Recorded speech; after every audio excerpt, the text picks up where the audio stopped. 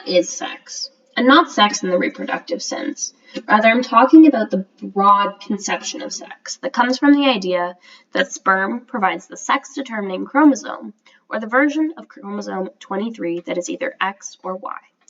If a person has two X chromosomes, then they're thought of to be female, and they have ovaries and a uterus and produce estrogen. Because of all of these factors, females have the ability to create new gametes, called oocytes, ova, or eggs, and have babies. If a person has X and Y chromosomes, then they are a male. They have testes and a penis and produce testosterone, which is associated with many things, but one of the ones we know the most about is muscle development. They can produce new sperm, and the cycle can start all over again. While all of this is correct, what if I told you that this was not the full story, and that recently our conceptualization around sex has become much less binary than we previously thought? Before I move on to further discussions of sex, I just wanted to clarify that sex and gender are separate constructs, even if our understanding of them is vastly interwoven. Gender is a socially constructed roles, behaviors, expressions, and identities experienced by men, women, and gender-diverse people. It is not confined to a binary, and it is not static, as it can exist along a continuum and change over time. An important aspect of this difference is that gender is formed in a societal context. This limits our understandings of gender as a construct of something that is unique to humans. Gender is not something that can be studied or classified in non-human animals, as we cannot communicate this sociological understanding with them. In contrast, sex refers to the biological properties of an organism. But what properties of an organism do we look at when we're defining sex? The most convincing and arguably binary marker of sex in an organism is gametic sex. This means which gametes an organism produces, whether they're making eggs or sperm. However, this is really hard to quantify. In most cases, it's not easily visible to researchers, and often requires inferences based on the presence of relevant organ structures such as ovaries. A common and quick phenotypic definition of sex is which gonads are present in an organism.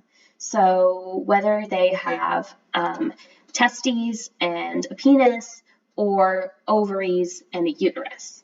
And this is especially common in animal research, and it is what they're basically doing if they're flipping an animal over to sex it. This often aligns with gametic sex. However, this is not always the case. So for example, in intersex organisms or infertile organisms. So another common way that we can think about determining sex could be through looking at the presence of gonadal hormones. The common ones that we think about are testosterone in males and estrogen in females, and this can be captured relatively non-invasively through things like saliva samples. However, testosterone is not only found in males, and estrogen is not only found in females. Additionally, as I will go into depth on a little bit more later, the amount of these hormones can vary a lot between people, even of the same sex, and they can even vary within the same person over different times as they experience different events in the life. So thinking back to my original conceptualization of sex with the egg and the sperm, chromosomal sex can often be used to classify sexual phenotype. But like gametic sex, it's really difficult to measure non-invasively. Also, like gonadal phenotype, it doesn't always clearly fall into binary categories.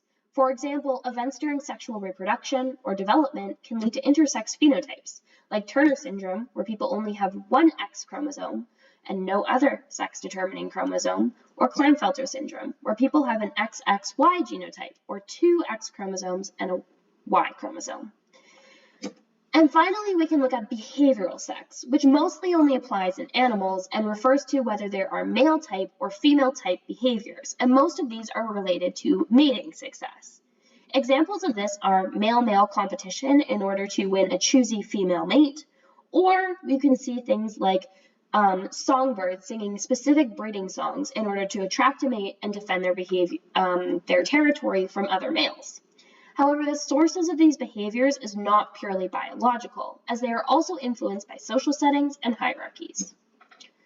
So there are a lot of different traits that we can look at to determine sex. Depending on which ones we choose, this can introduce some complication into the process. Furthermore, what do we do when these categories don't line up? And what if an individual doesn't neatly fit into a binary category based off of one of the categories that we choose? And so to go a little bit further into this, I'm going to take you into the animal kingdom to look at some more cases of sex being less binary than you might think it is. And so first we're going to talk a little bit about sex determination, which is related more to chromosomal sex. So in humans, chromosomal sex determination happens in an XXXY system, where XX is female and XY is male, and the sperm contains the sex-determining chromosome. Then the presence or absence of a gene located on the Y chromosome, the SRY gene, leads to the expression of traits that are either associated with male or female phenotypes. But did you know that this is not the same for all animals? In some birds, they have a ZZ-ZW sex determination system. This system is different from the XXXY system because the egg from the female organism contains the sex-determining chromosome. A completely different system is that of some insects, where the developing traits of the organism depend on whether or not the ova is fertilized or if sexual reproduction happens. So basically, if there are 2 copies of the genetic information or 1 copy, and based on which copies they have, which number of copies they have, that will determine the sex of the insect. Or we can move to a more atypical version of sex determination when we look at bearded dragons. In really high temperatures, the ZZ genotype, which would typically give a male bearded dragon, will be overridden, which would create organisms that present as females with the ability to lay eggs. And so this is a case where there is chromosomal and other types of sex determination not lining up. So these are a lot of examples of chromosomal sex looking very different across different animals and fitting much less into those binary categories. But how does this happen outside of that measure of sex? Because I introduced a lot of other ways that we can define sex. And I think the best way to examine this is to look at some specific examples of organisms with unique sexual phenotypes. So one example that we're going to talk about is clownfish. Clownfish exhibit something called functional hermaphroditism, specifically sequential hermaphroditism, which means they change sex based on different social factors in a sequential order. Clownfish live in groups with a dominant female. She's the largest in the community and surrounded by a smaller man, who is her breeding pair, and other immature, unsex-determined fish. If the dominant female dies, the subordinate male can seize the opportunity to become female and grow into the dominant community leader. This is because it has both testicular and ovarian tissues, and when this sex change occurs, there's degeneration of the testes tissue and proliferation of the ovarian tissue. Then, one of the immature indeterminate fish can move and grow into the male of the breeding pair. So what is the sex of these organisms? Chromosomally, nothing has changed, but their gonads and other phenotypic indicators of sex, like their role in this behavior in this social hierarchy, have changed. Or what if we look at northern jacanas? Northern jacanas have the same ZW-ZZ sex determination, which has heterogametic females, or females who have the sex-determining chromosome. But the endocrine, gonadal, and behavioral sex of these birds is less binary. Their circulating testosterone levels are context-dependent, with females having less testosterone than males during the courtship stage.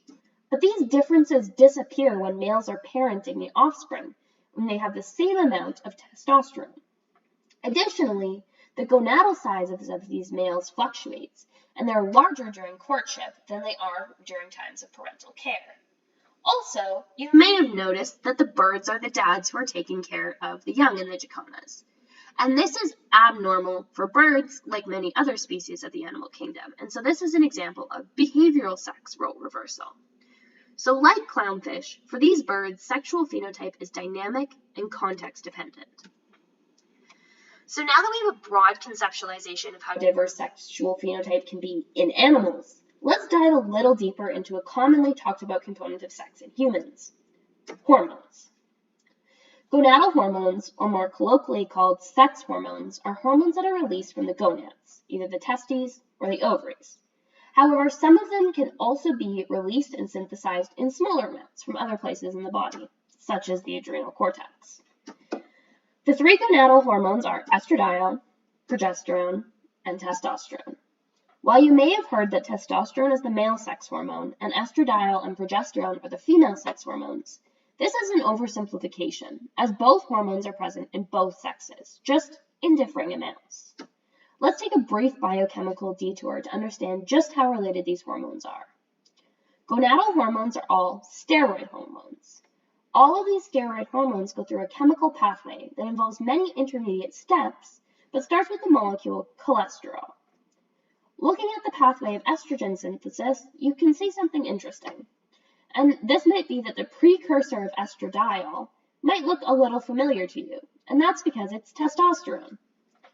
When we look at the synthesis of estradiol in the gonads, testosterone is made first and is then converted to estradiol by aromatase, an enzyme that is found in the follicles of the ovaries and also some other places around the body. So this may now seem straightforward. People with higher concentrations of this enzyme will then have a higher estradiol to testosterone ratio, and those will be females. And then the opposite ratio, because they have less of this enzyme, will be males. But of course, things are not quite this simple. First of all, testosterone is also converted to estradiol in the testicles, adrenal glands, fat tissue, liver, breasts, and brain. Additionally, the concentration of estradiol varies greatly over the menstrual cycle, being really low in the follicular phase at the beginning of the cycle and spiking during ovulation, so the ratio even in the same person is greatly different between different times of this cycle. Also, this doesn't take into account that 10 to 15% of menstruating people were impacted by PCOS, or polycystic ovarian syndrome. In PCOS, there are atypical hormone patterns, such that affected people have higher levels of testosterone because of insulin overproduction, which causes there to be more testosterone production than can be converted to estradiol. This causes XX people to demonstrate some testosterone-associated traits, including increased body hair and occasionally lack of egg release or follicle development, meaning they can't move through sexual reproduction, because of non-estrogen dominant environment in the ovaries. So does this mean that these people are male or female, or do they maybe fall in some indeterminate sexual phenotype? I hope that throughout this video I've showed you that sex is not as binary or black and white as what we've been taught. Sex is a trait that is made up of various phenotypic factors, and the sex of an organism can vary based on which factor we choose to investigate. A potentially better way to look at sex is to consider it as multivariate, to consider all of the components that make up sex as a continuum that together contribute to the sexual phenotype of an organism, one that is much less binary and considers the complexities of sex determination in the animal kingdom.